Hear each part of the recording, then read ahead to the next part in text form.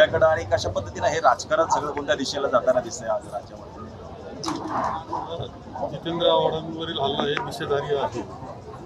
एक प्रयत्न आहे की पुरोगामी विचार जो आहे तो मोडून काढण्याचा आणि धर्माच्या आधारावर राजकारण करण्याचा जो प्रयत्न आहे, अशा प्रकारची जी वृत्ती आहे ती मंडळी अशा प्रकारचे हल्ल्यासारखे ध्यान कृत्य करत असतात.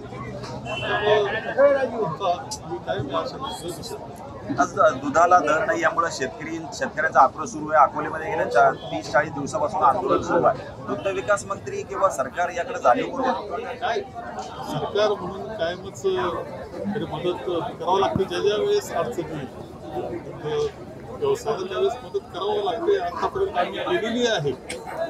फक्त ती वस्तुस्थिती जाणून घेतली पाहिजे. तुम्ही ठीक आहे 5 रुपये देणार, अनुदान देणार, परंतु 5 रुपये अनुदान देण्याकरता 30 रुपये हे त्यातून संघाने दिले पाहिजे असा बंधन करून जाते. कोणता सहकारातला संघ 30 रुपये लिटरला देऊ शकतो असं जर पाहिलं तर त्यामध्ये खूप अडचणी मला दिसत आहेत. म्हणजे तुम्ही वस्तुस्थितीशी निगडीत नाही, म्हणजे तुम्ही मदत करायचं फक्त आवा आणता आणि अटी अशा घालतात की त्याच्यातून काहीच होणार नाही. त्यामुळं शेतकरी विरोधात खूप नाराज त्यामध्ये आहे. त्याला पावडरला निर्यातीला भरीव मदत करणं हे महत्वाचं आहे. आताची मदत ही तुटपुंजा मदत करून हा प्रश्न सुटणार नाही. लोकसभेतल्या पराभवानंतर सुजय विखे आता कुठेतरी संगमनेर मधून लढण्याची त्यांनी तयारी दर्शवली किंवा तेव्हा तसं वक्तव्य केलं आहे. ते उभे राहिले तर काय त्याचा परिणाम?